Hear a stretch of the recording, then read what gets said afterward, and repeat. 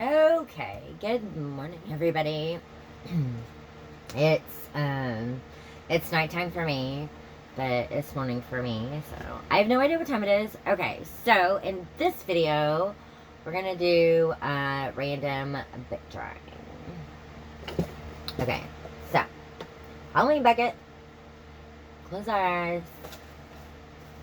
Okay.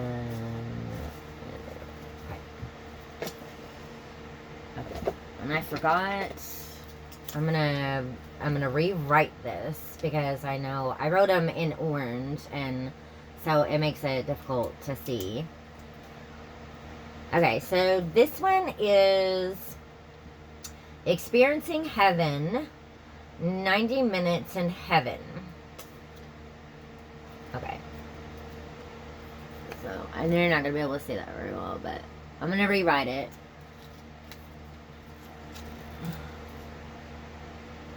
So it might be a little easier to see.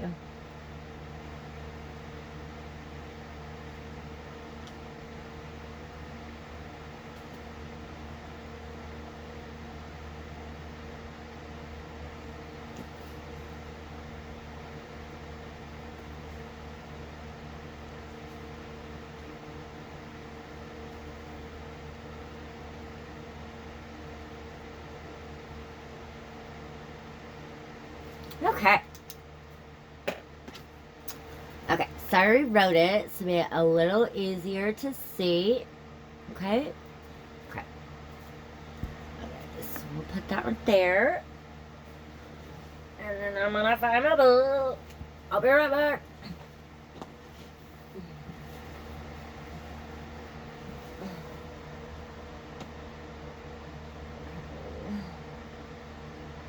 In here somewhere. Where are you?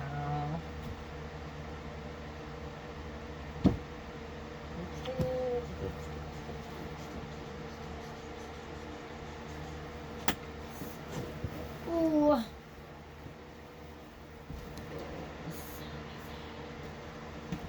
Okay, where are you? Where are you? Where are you? Where are you? Where are you? Where are you?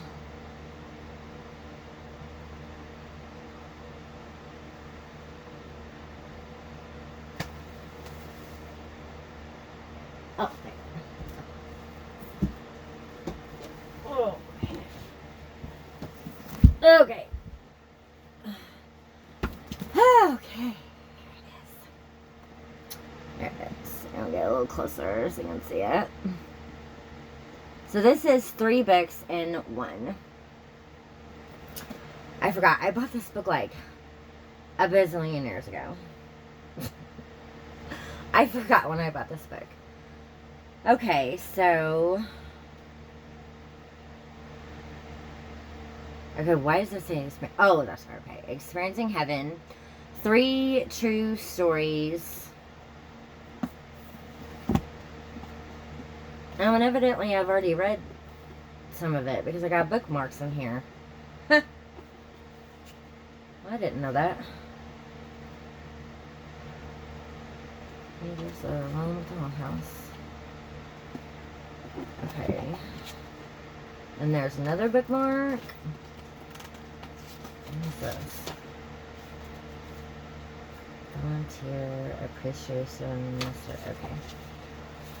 Okay, I forgot. Oh, and there's another bookmark. Okay, so. Oh, and there's another one. I just folded the page down. Okay, so I'm gonna be right back. Jeremy told me there's a fan on in here, so he said that he can hear better if the fan is off. So I'll be right back.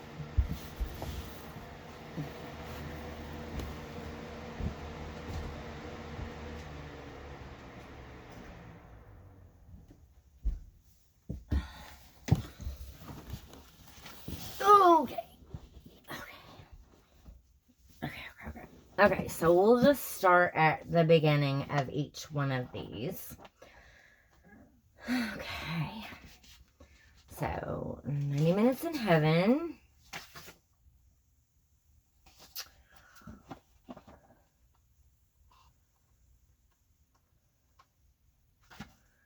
Okay. Okay, so we'll just start the beginning. Okay. My Journey to Heaven, Marvin J. Bestman with Lori Lee Craker. I'm saying that right. Okay. Dedicated to Ruth, my wife of 54 adventurous years. Steve Yasek, my dear son-in-law, who went to be with his Lord in 2006. Irvin Zylistra, my friend since childhood, who went to be with his Lord in July 2011. Okay, acknowledgements. We'll start with acknowledgements. Okay. My pastor, Cal Compinger, who helped me with this major project, he and I share a loyalty to the University of Michigan football team. My dear children, Joe and Julie Windith, Amy, Yasik, Mark, and Susan Bestman, my 5 grandchildren, my brothers and their wives, Ron and Mary Lou, and Ken and Mary Lou Bestman, my brother-in-law and sister-in-law, Bill and Rose Kalkman, my co-writer, Lori Lee Craker, who inspired me when words failed me. A special thanks to my friends at Coffee Break, who encouraged me when I would get discouraged. The entire staff of Revel, Vicky Crempton, Twyla Bennett, Janelle Maholman, Barb Barnes, who were instrumental in making this book a reality. My literary agent, Esther Fedorovich, who guided me through the maze of the literary world. Special friends through the years, Ken and Joyce Ball, and our skiing buddies, Ed and Joe Weston Broke. My special Christian friends who traveled through the education world and far beyond with me. Okay, I was like, what is that noise? Okay. Okay, Marlon Arnos, Roger Borman, Herb Dijon, I know, I'm like butchering all these things. I'm so sorry. Marv Hazinga, Tom O'Hara, Norm Robo, Jack Smant, and Irv Zylistra. Their wives have also played a major role in my life. My thanks to a special group of friends who believed in and encouraged this project from the start. Okay. Whew. Introduction. It's been 6 years since I had a life-changing preview of eternity, visiting Heaven's Gate for about half an hour, give or take. In that short round trip, I was reunited with loved ones, saw babies, children, and angels, peeked at the throne of God and Book of Life, and had a conversation with the Apostle Peter, who I must say was a little bit shaggy looking. He always has been my favorite character in the Bible. At first, I promised myself that no one would ever know what had happened to me. I knew that it was true and that it hadn't been a dream or a hallucination, but I felt others would question my sanity if I told them what I saw and experienced on the other side. And when you get to be my age, you don't need any more excuses for people to question your sanity. Why would anyone believe me? I asked myself. So, by and large, I kept quiet, stewing like a stubborn old goat about why I had to be sent back. Then one day, God gave me a good shove in the pants, basically telling me to open my mouth and start talking. Yes, he spoke to me out loud, and though he didn't add, or else, I didn't want to push my luck. obviously, God wanted me to tell others about his heaven. Soon after, I began sharing my story with grief groups, church groups, and individuals, young and old. My spiritual mentors, including my pastor, felt that about 20% of the people who heard my story wouldn't believe it. Such is human nature and people's tendencies to be cynical in the face of anything unverifiable or unverifiable. Oh my goodness. Okay. But in reality, it's been more like 2%. Maybe that's because people can tell I'm not the kind of man to put up with a lot of malarkey. I'm a Dutchman, which means I put up with even less bunk than most. I'm a veteran of the United States Army, having served for 4 years in the late 50s and early 60s. I was in active duty from 1956 until 1958, and then reserve duty until 1962.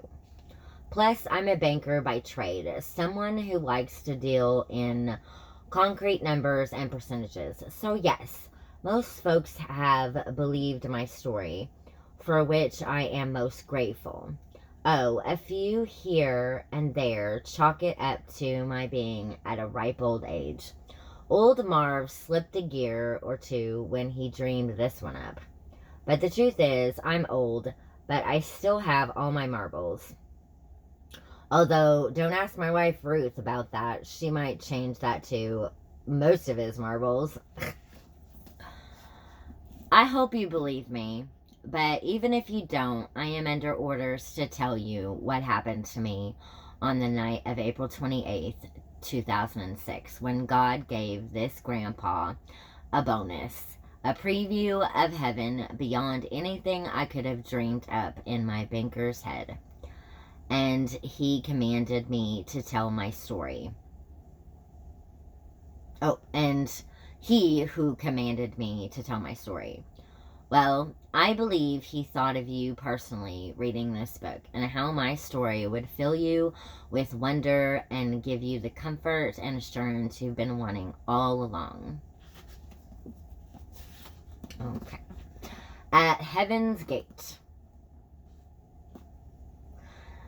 In the middle of the night, as I lay in my hospital bed in Ann Arbor, Michigan, visions of celestial beauty were the last thing on my mind.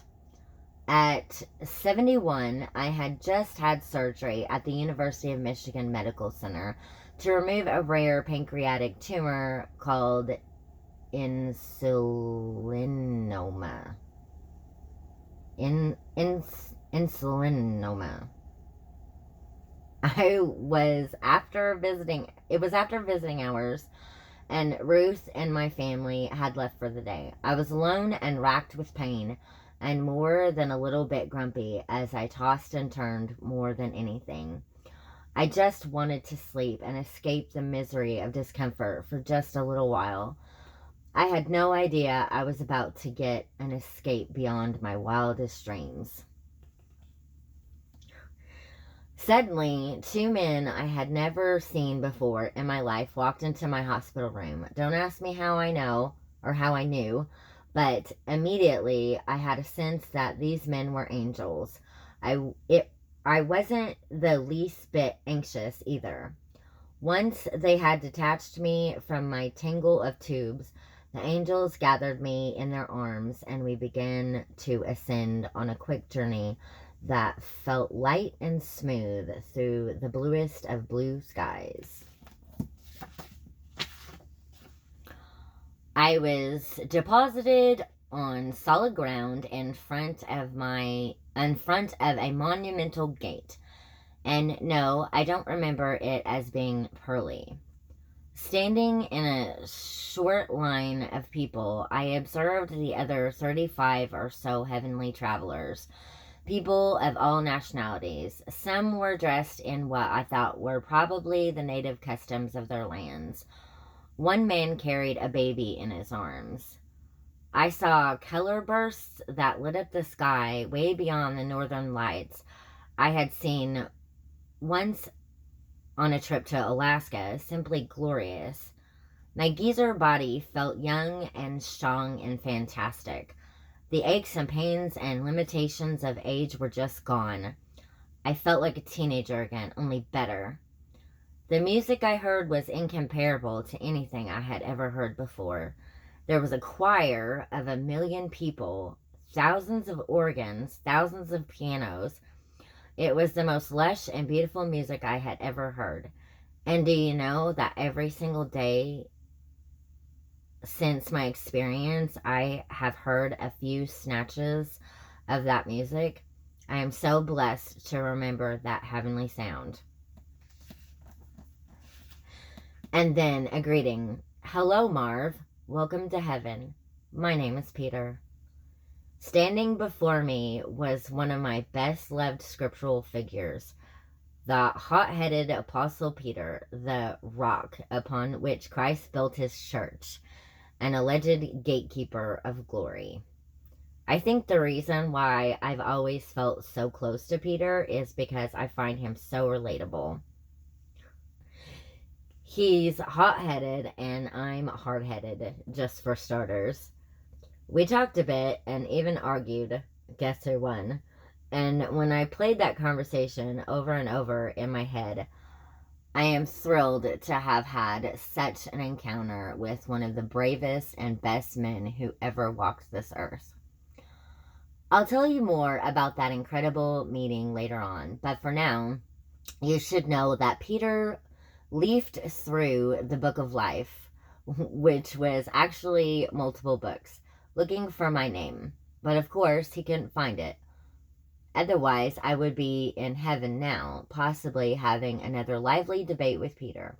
He left his post and at Heaven's Gate briefly to consult with God about what to do with me, keep me or send me home. My vote was definitely to keep me there. Surely it was on purpose.